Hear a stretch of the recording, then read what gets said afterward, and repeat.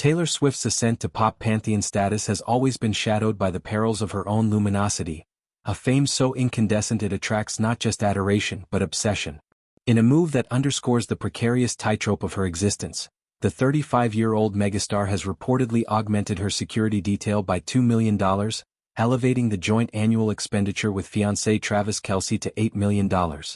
This escalation arrives as Swift navigates a gauntlet of personal threats and national anxieties, from deranged stalkers breaching her sanctuaries to the chilling assassination of activist Charlie Kirk. Her latest public evasion tactic, a clandestine arrival at Morristown Airport under a phalanx of black umbrellas, epitomizes this new normal, a billionaire cloaked in caution, her every step a choreography of concealment. As she funnels resources into this invisible armor, Swift's story becomes a stark parable of stardom's double bind, empowerment laced with entrapment.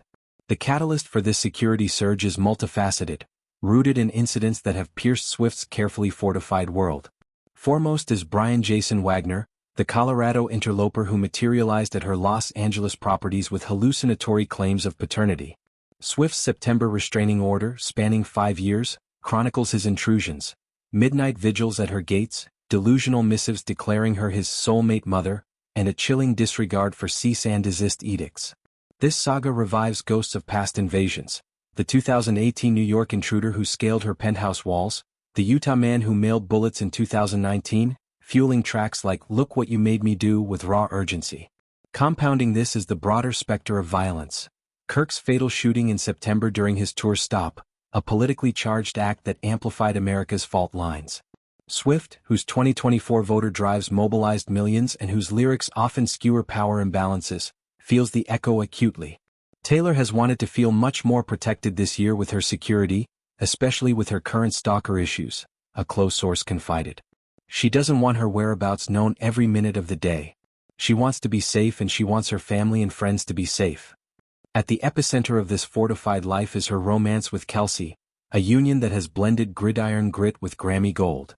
Engaged since August after a courtship chronicled in stadium suites and surprise on-stage shout-outs, the pair's synergy extends to security symbiosis.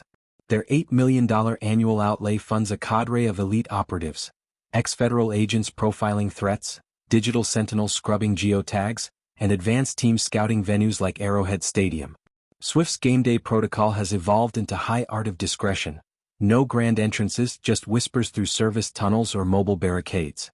On September 14th, she vanished behind a rolling screen en route to the VIP perch, emerging only for fleeting jumbotron glimpses, a triumphant fist pump after Kelce's score, her signature red lip a beacon amid the sea of face paint. Away games? She skipped them entirely this season, prioritizing proximity to her New York base. But we will continue to see her from time to time as she knows that everyone knows she is there anyway, the source added, a wry nod to her inescapability.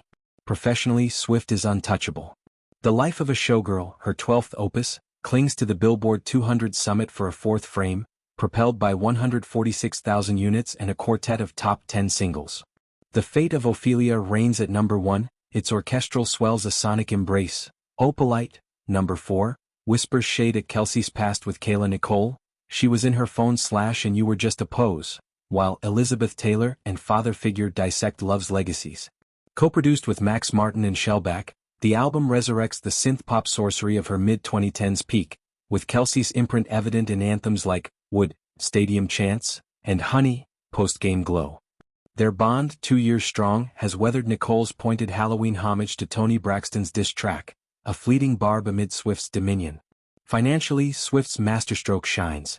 May's $360 million repurchase of her debut 6 albums from Shamrock Capital, wresting control from Braun's 2020 sale.